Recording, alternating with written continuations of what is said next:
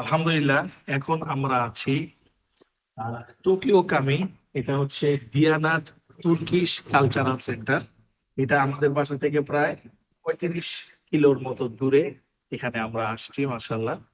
এইখানে এটা একটা তুর্কি কালচারাল সেন্টার আছে, এবং ঠিক পাশেই এই তুর্কি টোকিও কামি মসজিদটা এখানে অবস্থিত।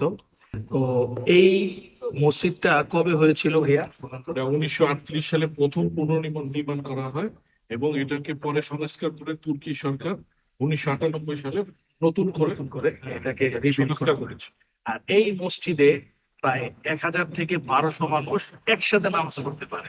আর যদি বড় কোনো অনুষ্ঠান হয়, তাহলে সেই ক্ষেত্রে প্রায় 2000-এর মতো মানুষ এখানে থাকতে পারে।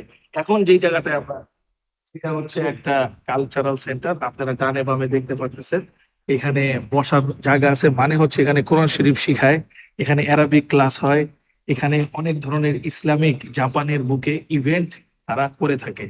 তো হেডস অফ টু তুর্কি গভর্নমেন্ট বা তুর্কি পিপলদের জন্য, যারা জাপানের বুকে ইসলামের এই আলোকে জাগিয়ে রেখেছে।